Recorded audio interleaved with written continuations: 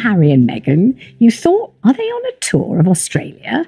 And you thought, well, hang on a minute, I thought Her late Majesty the Queen said, you're either in or you're out. You can't have one foot in the royal camp and another foot in the earning money camp and combine the two things. You know, they earn a few more shillings doing whatever they do. I'm not 100% sure that that's the case, Vanessa. I think that the royal family at the moment is suffering from a dearth of charisma.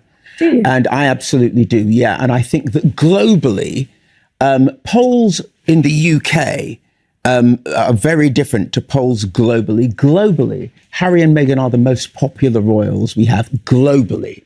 And they're not part of the firm. And I think that that actually really impacts the firm. Interesting. So I'm interested that you say you feel that the royal family lacks charisma or lacks star characters. Yeah, I think you don't think William and Kate provide that? I think that they do, to a point. I mean, you spoke about the late Queen. I mean, I remember the late Queen calling them Duke and Duchess Doolittle. I think that there is more that they can do. There was a time when the Queen was alive when it felt as though the royal family was much more present, much more active, much more, not accessible, certainly, but there would always seem to be things that, and with the exception of Princess Anne. Never stops working. Who never stops working. Yeah. It feels as though, and of course the King has not been well, but it feels as though that kind of ethic is missing from the generation after them. Yes. Let's talk to Marion in Devon about this. What do you think about this, Marion? Are you pleased to see them touring around hospitals in Australia?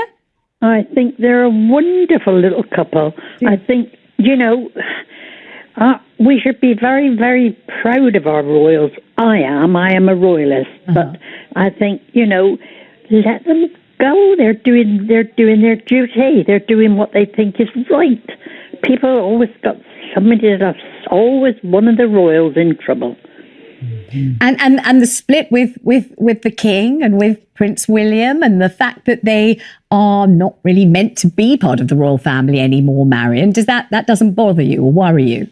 Yes, of course it bothers me. I think they should be in with the royals. I think that boy's worked really hard. He's like his mum in every way, and I think she was a wonderful lady, and let him get on with his life.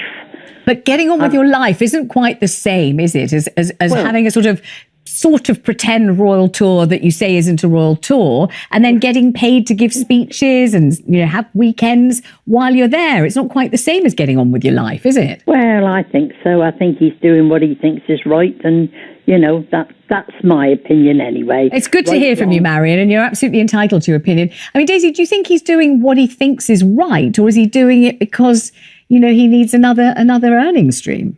I think it's probably much more to do with he needs another earning stream. I'm just going back to what I was saying earlier. This isn't how they wanted their career to pan out. We know that because they tried very hard to make other careers with producing TV shows, and that's what they thought that their skills as executives and creatives and producers were going to be in demand in America. And it turns out that those skills or lack of skills was not in demand. So they are now, in my opinion, they are now moving to Plan B. And Plan B is a much more traditional, we were royals, people will pay to hear us make speeches, and we'll go and do some glad handing. And that's how we're going to earn our living, which is why it sticks in the throat for a lot of people. But also I think they tried something. They tried to do something that wasn't quasi-royal. They tried a career in movie and TV production, and that has not worked out for them. So now they're falling back on this. And just checking those photographs of Meghan and the wife of the head of Netflix, Mr. Surandos, holding hands and passionately embracing in a way I've never really seen most other women of that kind of age do in a public way like that, unless they're having a secret love affair. What was that? Not so secret. If I got an opportunity to hug her and get on Netflix, I'd do the same thing. Yeah. Imagine holding her hand, though, while you've got your head on your husband's shoulder. I'd probably give her a snog as well. Oh my God, you're shameless. Shameless, Michelle Heaton. What did you think of that? What was that about? But that is quite, again, it's quite American. It's quite Californian. It's quite Californian. Yep. It's very un-British. And if you're trying to send a message with an image rather than with words, nothing to see here. We all love each other. They might have been called grifters by other Hollywood execs, but everything's going well in this area. That's all it is. Well, they're going to get some sympathy from Margaret in Merseyside. Margaret, you're on their side. Yes, I am. Tell me why. What you feel I think they're very unfairly treated. I mean, you've got the royal family banging on about how they're marvellous treating people with mental health issues. Yeah. And Meghan and Harry have both admitted they have mental health issues, and they throw them under the bus. But how do you think they were thrown under the bus when it was Meghan and Harry who decided to leave and to make the break? I think they had no alternative. They had no choice. They were getting treated so badly. So you really feel for them. So when you see them touring, you think, well, good for you, and I do, yes. Yeah. And they've got to make money somehow, right? And no one else is going to give it them like the rest of them get. Okay, so you're absolutely with them. We're certainly not getting much criticism for them. If we're taking the temperature here, people are well behind them. It's interesting, let's not forget, it was the British media that drove them to the point of wanting to leave. When you just look at a montage of, there are a couple of specific papers, but when you look at a montage of their front pages, they were pretty much on those front pages 3 days a week, and it was remorselessly negative. Let me tell you something that happened on live television that the Royal Rota does not want you to talk about. Vanessa Feltz, Jeremy Vines, Daytime on 5, a panel assembled ready to do what British daytime television does best: pick apart Harry and Meghan, question their motives, and declare the Sussex era officially over. Except something went wrong with that plan. The callers showed up. And when ordinary, everyday British people were handed the microphone, not hand-picked pundits, not palace-adjacent commentators, not royal reporters with book deals and agendas, but real people watching from their living rooms, the narrative collapsed in real time. Today, squaddies, we are breaking down exactly what happened, what it means, and why the media machine is quietly hoping you didn't notice. Stay with me, because this one matters. The discussion opened with something the panel clearly found uncomfortable to admit. Globally, Harry and Meghan remain among the most recognisable and talked about figures associated with the British monarchy. Let that land. They are not working royals. They receive zero funding from the institution. They live thousands of miles away in California. They have been gone for years. And yet, every single thing they do generates worldwide headlines. The panel wanted to talk about approval ratings. They love approval ratings.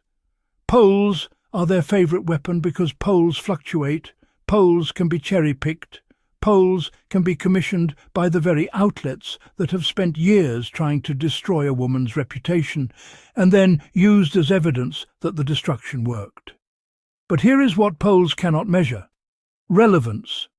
Relevance is not measured by a YouGov survey conducted on a Tuesday.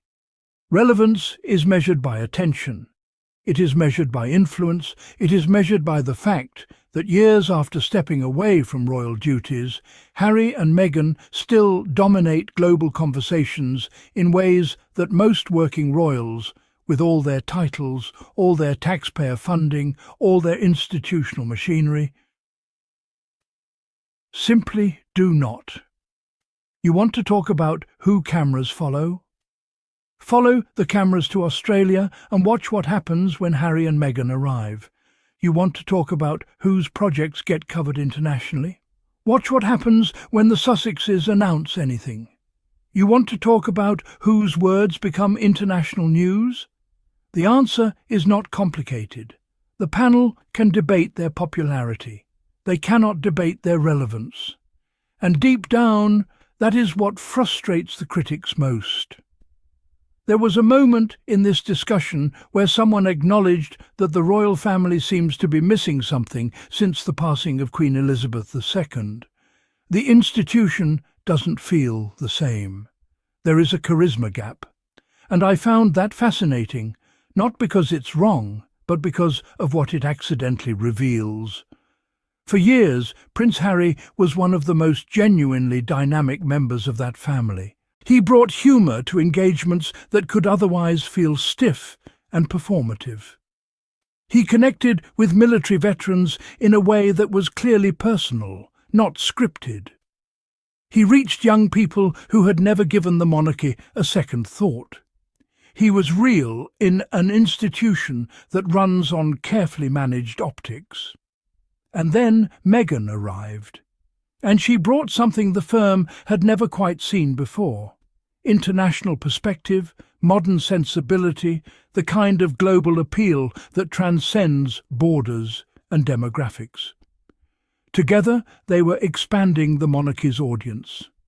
People who had never cared about royal affairs were suddenly paying attention, suddenly invested, because Harry and Meghan felt like people you could actually relate to. That was not a threat to the institution, that was a gift. And it was squandered, actively, deliberately squandered. So now we have a monarchy that the panel admits feels like it's missing something. And we have a Duke and Duchess of Sussex doing extraordinary work in the world, independent, thriving and unbothered. The institution made its choice. It is living with the consequences. Now let's get into something that caller Marion said, because her words were more insightful than anything any panellist offered. She said people should simply let Harry and Meghan get on with their lives, and she is right. But here is the problem. The critics won't allow it. Think about the circular logic that has been used against this couple since the moment they announced they were stepping back. Critics said they should move on. When they moved on, critics complained about how. Critics said they should earn their own money. When they earned their own money, critics questioned every income stream. Critics said they should stop relying on the crown. When they built completely independent careers, critics invented new reasons to object. There is no version of Harry and Meghan's life that their detractors will accept. That is not criticism. That is a campaign, and people are noticing. Marion also made the connection between Harry and his mother. Now, Harry is his own person. No one is Princess Diana, and we should never reduce him to simply being her son. But there is a through line that people genuinely feel. Diana challenged the institution. Diana spoke about things the palace would have preferred she kept quiet. Diana connected with people who felt invisible, the sick, the lonely, the marginalised, and she did it authentically, not as a PR exercise. Harry carries that same instinct. His mental health advocacy is not performative. His commitment to veterans through the Invictus Games is not a brand strategy. His willingness to speak honestly about his own pain, his own grief, his own experiences are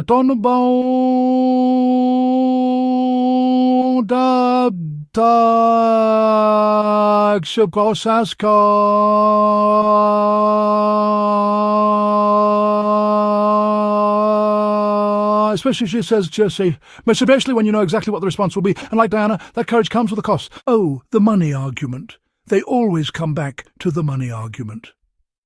The suggestion on the panel was that Harry and Meghan's public appearances are primarily about generating income, as if that is somehow scandalous. Let us be absolutely clear about something. Harry and Meghan left royal life without the financial infrastructure that comes with being working royals. They needed careers. They needed security for their children. They needed to build something that was theirs, that no institution could take away. Prince Harry served his country in the military, twice deployed to Afghanistan. He created the Invictus Games, which has grown into one of the most powerful sporting and rehabilitation events in the world. He has operated on the global stage for decades. That is expertise. That is experience. That has real-world value. Meghan had an established career before she ever met Harry. She worked in entertainment for years. She was a committed philanthropist and humanitarian. She built a public platform through genuine effort. Why, someone please explain this to me, why should they alone be expected to have all of that experience and not use it professionally? Why is every other person on the planet allowed to monetize their skills and their story? But Harry and Meghan are supposed to do what exactly? Live off goodwill? Every entrepreneur experiences projects that work and projects that need adjusting. Every career has pivots. That is not failure. That is how building something actually works. What Harry and Meghan have done is adapt, evolve, and continue showing up. That is not something to criticize. That is something to respect. Then came the moment that I think genuinely rattled the panel. Margaret called in. And Margaret said what millions of people across the world believe. Harry and Meghan have been treated unfairly. She pointed out something that should make every critic pause. The royal family, the media, the commentators, they all speak about the importance of mental health awareness. It has become almost fashionable to say you support people who speak out. And yet, when Harry and Meghan, two people who have gone through extraordinary trauma, who have spoken with genuine vulnerability about grief and isolation and the cost of that life, when they share their experiences, the response from huge sections of the media is dismissal, mockery and contempt. You cannot claim to support mental health awareness and then ridicule people for having mental health struggles. You cannot tell people to speak out and then punish them for doing exactly that. The contradiction is not subtle. It is glaring. Margaret also spoke to something that Anna, another caller, reinforced. The original idea was not to abandon the monarchy. It was a hybrid arrangement, maintaining charitable commitments while building financial independence. That request was denied. What happened next was not Harry and Meghan choosing to leave. It was Harry and Meghan being pushed to a point where staying was no longer safe or sustainable. And their service did not stop. The Invictus Games continue to grow, mental health advocacy continues, charitable initiatives continue, Archewell continues. The work did not end. It evolved. It moved beyond the walls of an institution that did not deserve it. Here is the part that I want you to sit with. The panel on this programme offered varying levels of criticism and nuance. That is what panels do. But the callers, the people who rang in voluntarily, the people with no book to sell, no access to protect, no Royal Rota membership to maintain, the callers leaned overwhelmingly toward understanding Harry and Meghan. That is significant, and it is something the media does not want to amplify. Public opinion is almost always more nuanced than the headlines suggest. The British public is not a monolith that has unanimously turned on the Sussexes. There are millions of people who watch the coverage, who notice the double standards, who see Meghan criticised for warmth that would be celebrated in anyone else, and who quietly conclude that something is deeply wrong with how this story has been told. Those people don't always comment on articles, they don't always engage on social media, but they call radio shows, and they called this one, and they said, let them live. We see them, we support them, they deserve better. That is not a fringe view. That is a groundswell that the mainstream narrative keeps trying to bury. Years after leaving royal duties, Harry and Meghan remain among the most discussed, most covered, most globally significant public figures on the planet. Not because of titles, not because of taxpayer funding, not because of institutional machinery, because people are genuinely invested in their story. And why? Because it is a story about choosing yourself when a system tries to break you. It is a story about protecting your family when the people around you will not. It is a story about building something real when everything built for you turns out to be anything but. Supporters see resilience. Critics see controversy. But everyone sees significance. The callers saw it too. They picked up the phone and they said it out loud on live television. And no panelist had an answer. Now I want to hear from you, squaddies. Do you think the media will ever give Harry and Meghan fair coverage, or is the campaign against them too entrenched? Did the callers on Vanessa's show say what you have been thinking? Drop it in the comments. I read every single one. And if you are new here, and this is the kind of commentary that speaks to you, hit that subscribe button right now. We are here every week, we are not going anywhere, and we are just getting started. See you in the next one.